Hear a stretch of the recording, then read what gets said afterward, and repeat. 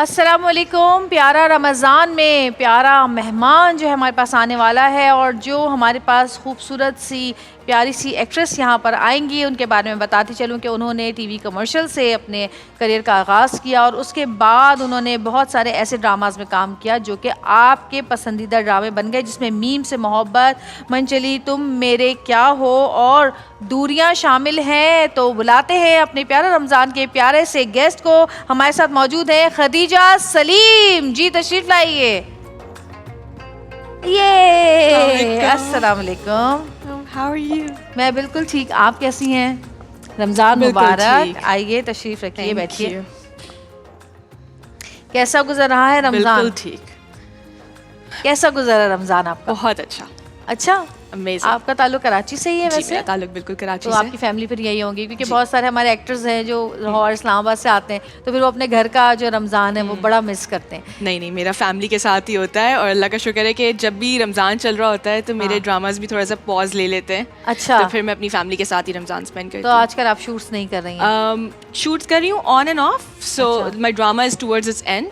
तो इस वजह से जो भी मैं शूट करती हूँ उसमें बीच बीच में 1-2 दिन का ब्रेक आता है, तो वो फिर घर पे तो कौन सा ड्रामा इस वक्त चल रहा है आपका? इस वक्त I am doing a project for six sigma and उनका अभी प्रोजेक्ट हमने नाम नहीं डिसाइड किया है, because you know it's very end तक डिसाइड होता रहता है, but it's probably going to be called Mahnoor.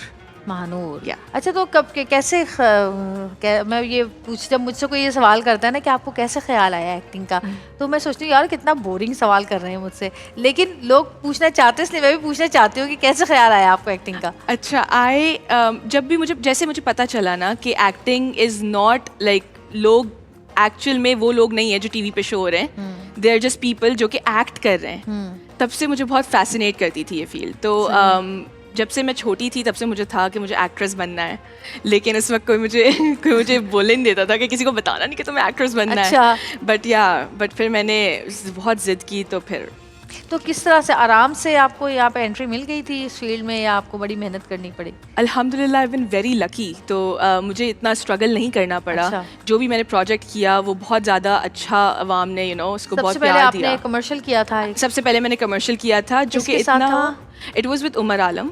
Umar Alam, yes. तो वो इतना ज़्यादा कमर्शियल तो मैंने टीवी पे इतने महीनों तक नहीं देखा, लेकिन वो कमर्शियल जिन कास्टिंग डायरेक्टर्स के पास जाना था वो उन तक पहुंच गया, तो अल्लाह का शुक्र है। तो फिर आपका पहला प्रोजेक्ट कौन सा था? पहला प्रोजेक्ट मेरा था दूरियां। या अच्छा, तो उसका कैरेक्टर क्या था आपका? पहला सीन बताओ। जैसे मेरा जो पहला सीन था ना, जब मैंने अपनी ज़िंदगी में पहला सीन अपना किया था, बहुत पुरानी बात है, मुझे तो मेरे ख्याल कॉलेज के ज़माने की बात है, तो मेरा वो एक जुमला था पहला, जिसमें था कि ज़रा कलाई पे बंधी हुई घड़ी देखो इतनी देर से आई है। तो मैं इतनी जल्दी बोल रही थी वो कि वो हमारी डायरेक्टर थी नाहिद हसन जदी, वो कहने की जल्दी किस बात की है, बात तो पूरी करो, बस मैं चाहती जल्दी से बोल के ना बस कैमरा हट जाए मेरे आगे से।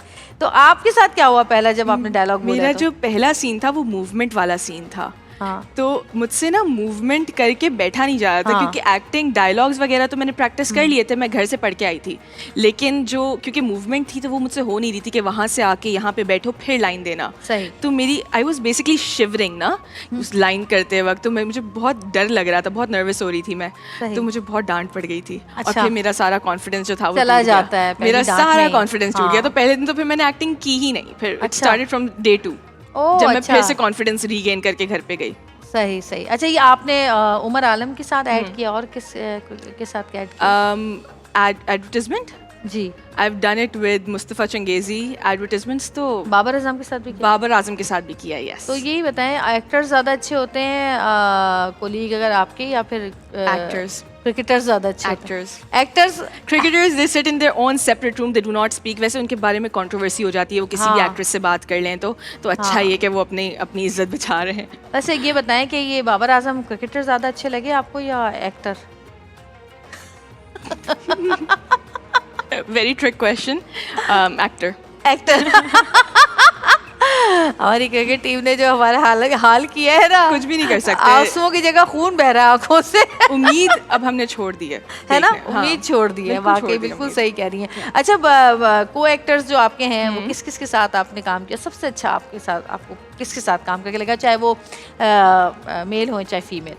अच्छा, I make a lot of female friends, तो जब भी मैं सेट पे होती हूँ तो मेरी लड़कियों से बहुत जल्दी दोस्ती हो जाती है, तो यू नो उनसे बहुत अच्छी दोस्ती हुई है। कई मैंने बहुत अच्छे फ्रेंड्स भी बनाए हैं जो कि अब मेरे बर्थडे पार्टीज़ वगैरह में सब में इन्वाइटेड भी होते हैं, तो लड़कियों से तो दोस्ती हुई है। But also guys, one of the guys that I worked with in Meem Se Mohabbat, because he was closer to my age, तो उनके साथ जो बॉन्ड बना था वो बड़ा अच्छा बना था। अभी I am working with Humayun Ashraf, तो he is a gentleman. Then there is Aqeel Malik जो तमाशा में भी आए थे, विनर थे उसके, उनको हमने इंट्रोड्यूस किया था सबसे पहले हमारे ड्रामा में आए थे। वो भी बहुत स्वीट हैं, तो अच्छा, उनके साथ भी ये बताया मुझे कि आपने जो आप सोशल मीडिया पे बड़ी एक्टिव हैं, तो वो आपने पहले शुरू किया था या बाद में शुरू किया? अच्छा, एवर सिंस आई वाज 11 तब से डब स्मैश वगैरह आ गया था। हाँ. तो डब स्मैश से शुरू किया, फिर म्यूजिकली आया था, फिर टिकटॉक आया था। हर जगह मैंने कोशिश की कि मैं कहीं से हिट हो जाऊं, कहीं से एक्टर बन जाऊं, लेकिन नहीं हुआ। लेकिन जिस तरीके से लिखा था कि मैंने 12th कंप्लीट करी, फिर एक एडवर्टाइजमेंट किया, फिर उस एडवर्टाइजमेंट से ड्रामा हुआ, तो यू नो जैसे नसीब में लिखा होता है। तो अभी कितनी एक्टिव रहती हो सोशल मीडिया पर? अच्छा, मैं कभी भी इतनी ज्यादा एक्टिव नहीं थी उस टाइम पे भी, इसी वजह से शायद नहीं हो सकी। शायद ज्यादा नहीं हो, अब भी नहीं ज्यादा। क्यों? अब शूट पे तो बहुत सारी चीजें आपको ऐसा मिलते आता है कंटेंट। अच्छा, कि आप करें। जब मैं काम कर रही होती हूँ ना तो मैं अपना फोन नहीं टच करती। लाइक अभी भी मैं जब से ये तो बड़ी अजीब सी बात की तुमने, क्योंकि आजकल की जो लड़कियां और लड़के जो मतलब हम तो सालों से काम कर रहे हैं, जो उनको हम देखते हैं तो वो तो कहते हैं स्क्रिप्ट सीन ले लें, फोन पे भेज दो। अच्छा भैया, वो फोन में ही सीन देख रहे होते हैं और फिर उसके बाद वो जब उनसे कहते हैं कि जी फ़ोन छोड़ दें प्लीज़, आप आके वो कर लें, रीडिंग कर लें, हम स्क्रिप्ट भी तो पढ़ रहे हैं हम। अच्छा नहीं, तो सारा टाइम रील्स में और तस्वीरों में और इसमें सब चला जाता है। ये सब करने के लिए मुझे घर पे रात को सोने से पहले बहुत वक्त मिलता है, तो मैं बहुत डिस्ट्रैक्ट हो जाती हूँ। अगर मेरे हाथ में फ़ोन है ना तो मैं स्क्रिप्ट नहीं पढ़ सकती उसके अंदर, मुझे स्क्रिप्ट वैसे ही चाहिए पेपर्स पे। लेकिन ये चीज़ तो आपने भी देखी होगी। बहुत देखी है मैंने ये चीज़, लेकिन उससे कुछ तो हमारे सीन से निकल जाते हो, सीन से निकल जाते। कुछ तो हमारे डायरेक्टर्स भी ऐसे हैं कि आप मैंने काम किया तो फोन उनका शुरू हो जाता है। अच्छा जी, हाँ क्यों? अच्छा, अब हम बोले जा रहे, पूरी परफॉर्मेंस दे दी, सीन खत्म हो गया, अब हम कह रहे हैं कि अब यूँ देख रहे हैं, कट की आवाज़ क्यों नहीं आ रही? तो पता चला कि वो फ़ोन देख रहे हैं। तो फिर वो कैमरामैन कहता है सर सीन खत्म। हाँ अच्छा, कट। अच्छा, मजा नहीं आता। होता है? आपने नोटिस किया ऐसे लोगों के साथ काम करने में मजा नहीं आता, क्योंकि वो आपका सीन भी खराब कर देते हैं। हाँ, क्योंकि उनको पता ही नहीं होता कि सामने वाला कर क्या रहा है। एग्जैक्टली। तो अगर एक्टर्स भी होते हैं वो सीन से निकल चुके होते हैं क्योंकि वो फोन संभाल कर रहे होते हैं, तो फिर मुझे भी बहुत होता है कि यार वेयर इज द प्रोफेशनलिज्म। हाँ अच्छा, आपको कोई कंट्रोवर्सी आई थी काफी अभी बीच में? मेरी? हाँ। क्या? आपको नहीं पता? नहीं।